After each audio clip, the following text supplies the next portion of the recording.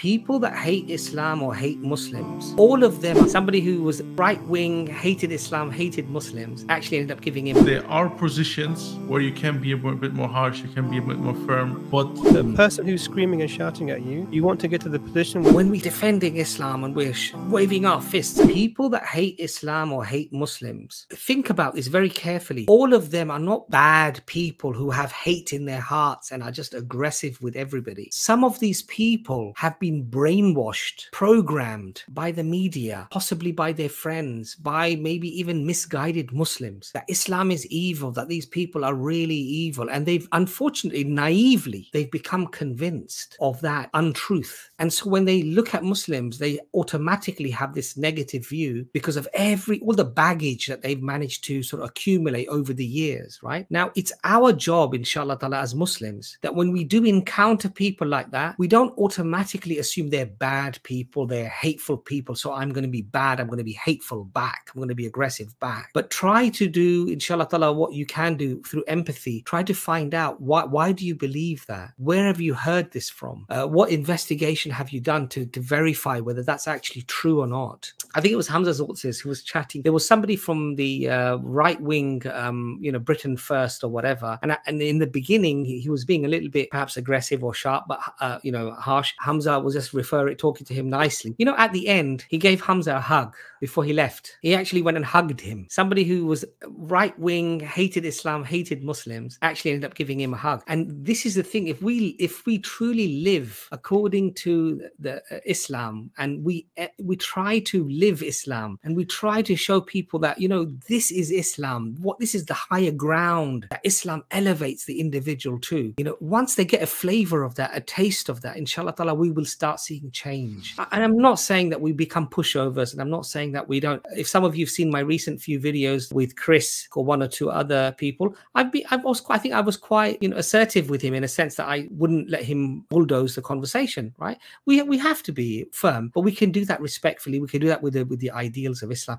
And then inshallah ta'ala, just see the other person. If you tackle it in that way, okay, this person's saying hateful things, horrible things, but let me find out, where they got this information from. Let me say, look, if that wasn't true, would you still be upset about with Muslims? Would you still be angry? Would you still hate Islam? Would you still be against the belief of God? If the things that you've quoted me were actually untrue, if they were lies, would you be prepared to have that conversation? Sometimes, if you just have that very honest conversation with people, mashallah, this country, England, where we live, alhamdulillah, I think still has a lot, the majority of people, I think, are still good, but we just need to connect with them, inshallah ta'ala, with empathy and with understanding as to, and what if we hadn't been born in a Muslim family, many of us, and we heard all this negative thing about Islam? How many of us would have found Islam? I just want everyone, even the people, maybe this advice to the people who use this harsh approach, and first and foremost for myself, that we look at the evidences from the Quran and the Sunnah in context of da'wah and find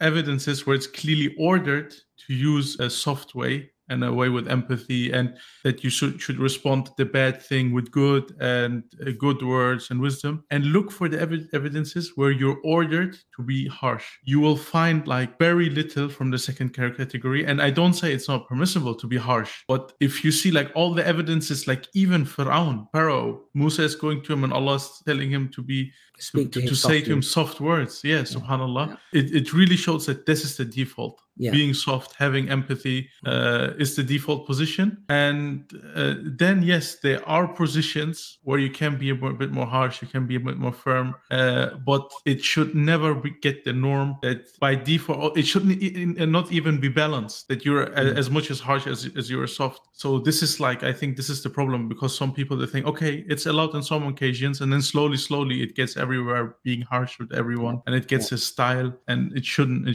evolve to that. So this is from Surah 41, verse 33. And whose words are better than the one who calls others to God, does good and says, I am truly one of the Muslims? Good and evil cannot be equal. Respond to evil with which is best. Then the one you are in a feud with will become like a close friend. Subhanallah. And this is really, so it's amazing that you're the person who's screaming and shouting at you.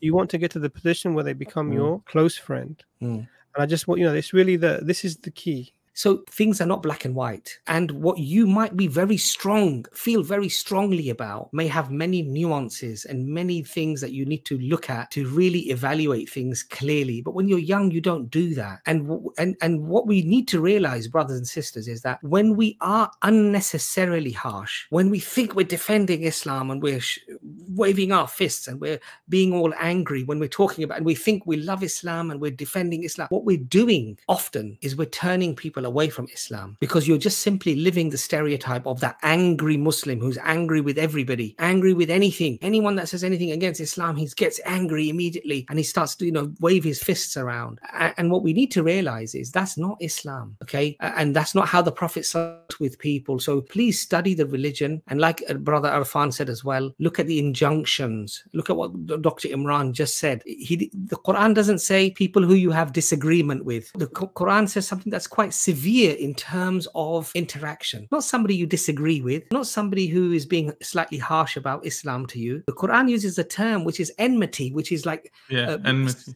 Right, enmity, like real opponent feeling of distrust and of upset and of anger. Okay, that even that will be changed and overturned if you repel with that which is better. Subhanallah.